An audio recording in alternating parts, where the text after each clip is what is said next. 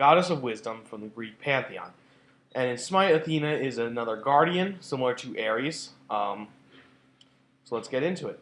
So you notice here, first thing looking at Athena's base statistics is that she is incredibly tanky. Health 500 to start with plus 100 per level. So just by leveling up, Athena's going to hit 2500 health. That's more than some gods can hit base with items, with an item that gives them health. So Athena's got a lot of health, and she's on the upper edge for the Guardians. She's got to get a lot of health through just leveling up. And that's not even going into the items that she's got to get that give her health.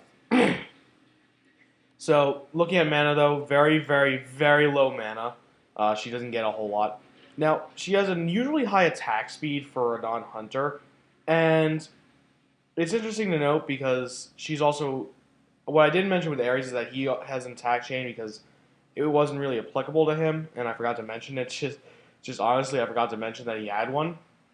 But Athena has an attack chain. I'll get into that in a second. But first, physical defense starts with 20 plus 3.2 per level. You're going to end up with about 64 extra physical protection, so you'll end up with 84 just by base scaling. Magical, you'll end up with 48 base scalings.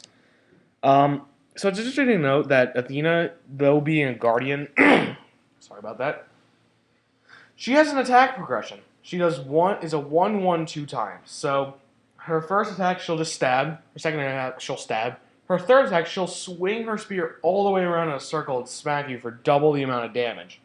But it also takes us twice as long to attack. So it's just something interesting to note with her. So here we have her passive called Reach. Anytime Athena uses ability, she'll gain a range attack for her next spacing attack. When she throws the spacing attack, it will pass through any enemy hit, so it will penetrate and deal the same damage to everyone. Additionally, Reach will do an additional plus 25% of her magical power as damage. So it'll do a normal basic attack damage, but in addition, she'll also get 25% of her magical power as damage. So Athena's first ability is called Preemptive Strike. Athena will charge up a dash, and then once she's charged up, you'll be able to dash. And when you dash, Athena will pass through all minions and stop, but will stop as soon as she hits a god. When she will do damage to everything she passes through and hits, and slows any enemy she hits. So, additionally, if Athena hits an enemy, she will gain 1 stack of block, and I'll get into block, and block will absorb the next base attack from any god that will hit her. So she can have 3 stacks of block at maximum, so that's 3 dashes. And each block stack will block 1 basic attack, so she can block up to 3 if she has all 3 stacks.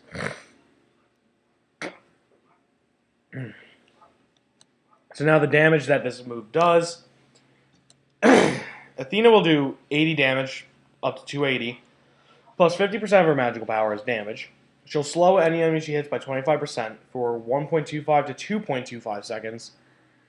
The cooldown goes from 15 to 11 seconds. The cost goes up from 60 to 100.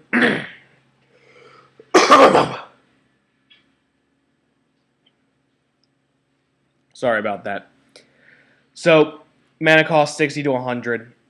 It's her escape, it's her initiation. Very good overall ability. Her second ability is called Confound. Athena will release a little bit of a shockwave from her shield and will taunt any enemy gods that she hits and forcing them to walk at her. So now they'll also be forced to attack her. So taunt is another one of the hard CCs in Smite, and a taunt forces you to move towards your opponents. So it's one of the best one of the best hard CCs in the game because in addition to stopping them from using anything, they have to walk at Athena.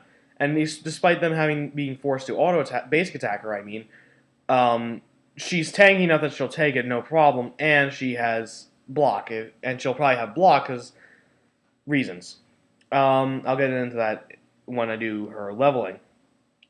So taunt duration 1.0 seconds to 2.0 seconds. So this will last for a very long time when she ranks it up. Cost 60 to 80.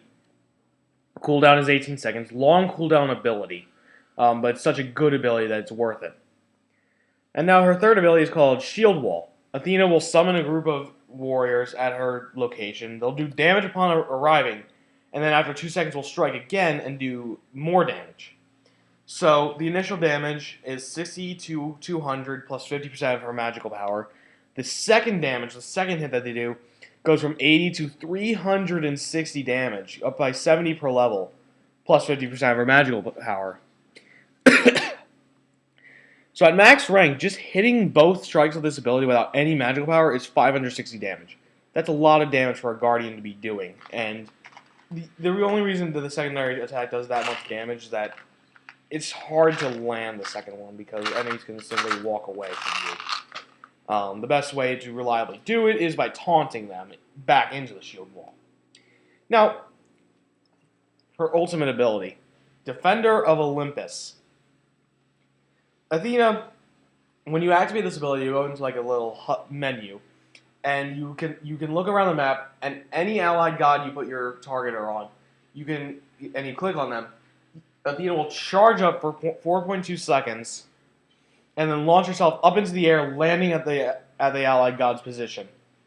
And when she lands, she will do damage to every nearby enemy. Additionally, the allied god will gain 20% damage reduction while Athena's targeter is on them. So, damage 350 to 750, going up by 100 per level, plus 90% of her magical power. And costs 80 to 120 with a 90-second cooldown. Athena has one of the few global ults in the game, and it makes her such a presence on the map because she can be over in the duo lane minding her own business, and then see solo lane in trouble, and just 4.2 seconds later land in the solo lane.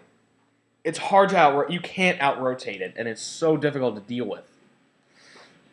So now, leveling. Something interesting with Athena, actually, and a few of the other Guardians in this game, they don't have to be played as tanks. Athena also works as a jungler, believe it or not, because of how well Shield Walls clear it, how good Shield Walls clear is, and the fact that she can come out of the jungle and CC you into your death. So Athena's actually a really good jungler in this game. But I'm going to talk about if you were to play her as support, where she is one of the best gods in the entire game right now. So, the first ability you want to take is Shield Wall, because you need it to help you clear early and help your hunter clear the camps, and this will do a lot of damage to camps, so it's a very good clearing ability. At level 2, you definitely want preemptive strike, so you can dash the wave and initiate if you need to, slowing the enemy. And you might as well build up your block. At third, you want confound, and so that you can now really initiate hard and taunt someone into their death, hopefully, or just stop them from attacking your hunter. Because at level 3 is where most of the hunter fights start happening, so you really want to have your CC then. Now, at level 4, this is where you can start deviating a little bit. You either want to get Confound or Shield Wall at level 4. And there's value to both. Shield Wall is good if if you're planning on babysitting your hunter or helping out in the jungle a lot, or if you are the jungler for the clear. Confound is good if you plan on rotating and doing a lot of ganks because of the taunt duration.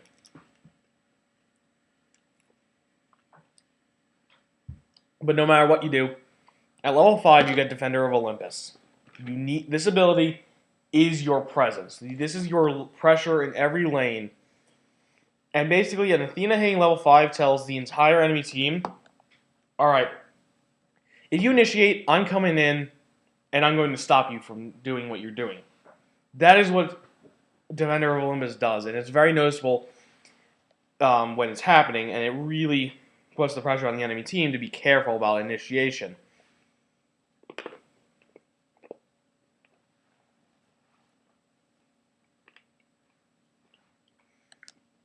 So then, level 6,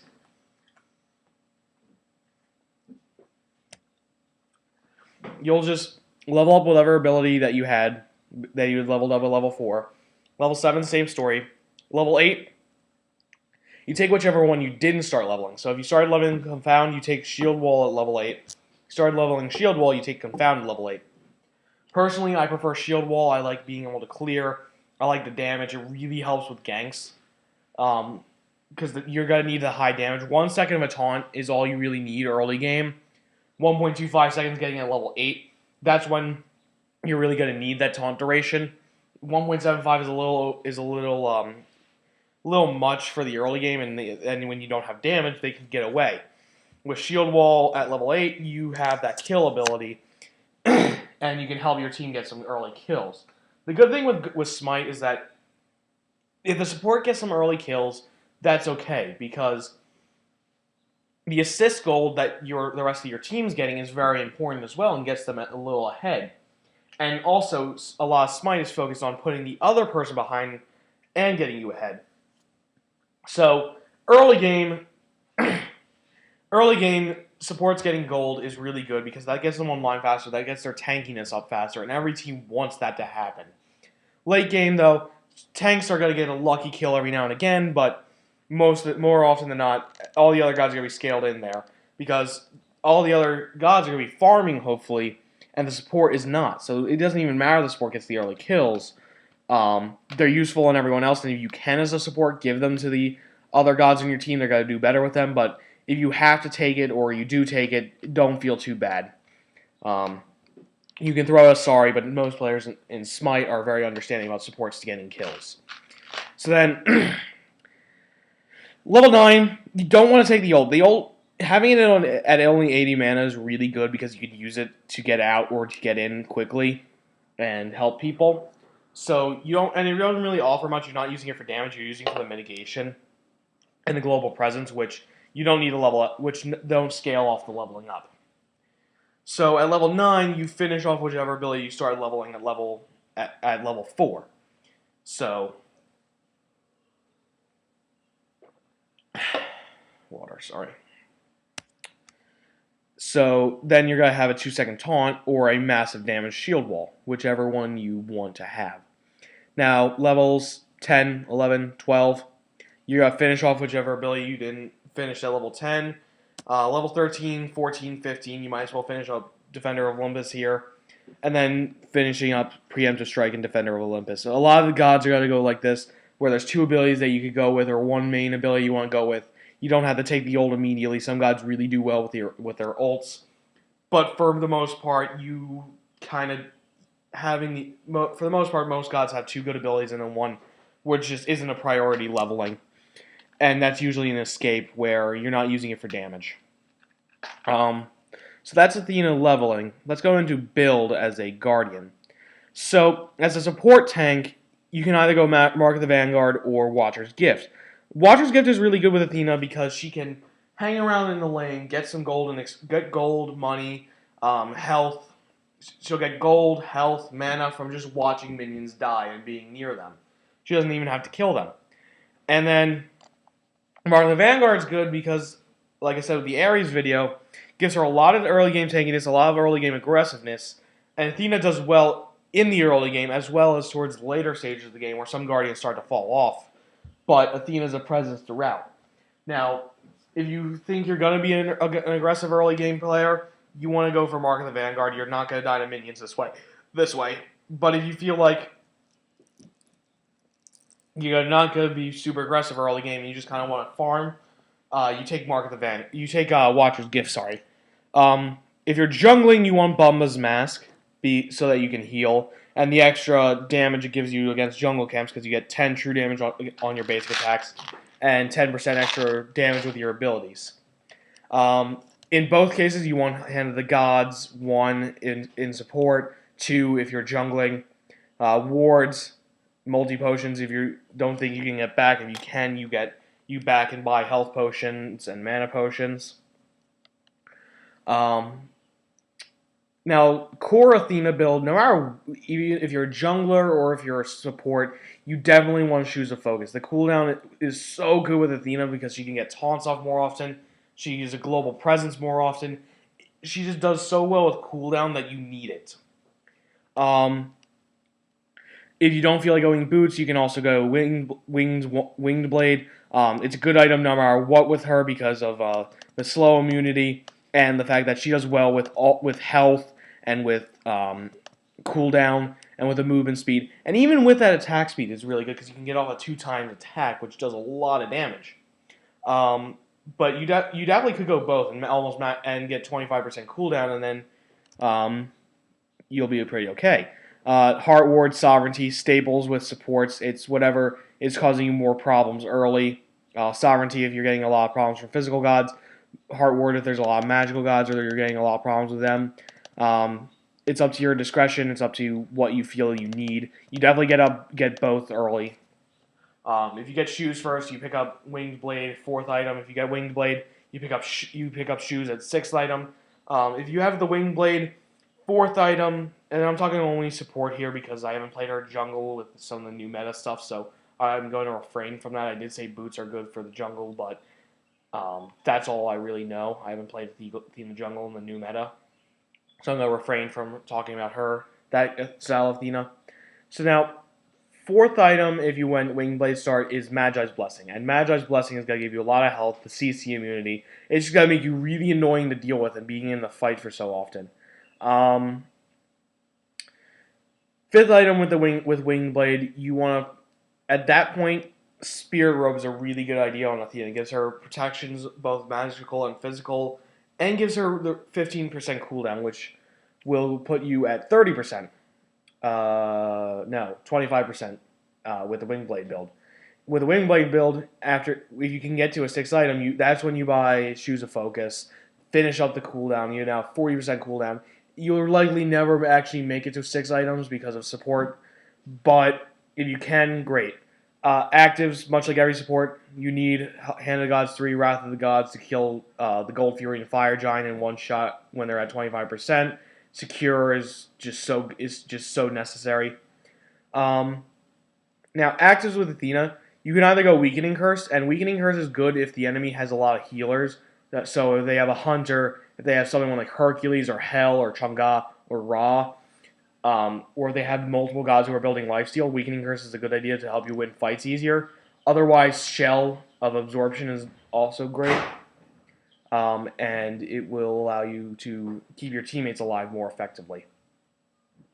So that's it. Also, don't forget wards. Wards are important for supports. So now skins, Standard Athena, Diamond, Golden, Legendary, her recolor, High Counselor, Red Star, and Winter Olympian. Winter Olympian is no longer available. It was a special promotion for the 2014 Sochi Winter Olympics. Red Star Athena, however, is still available. It makes you Soviet themed.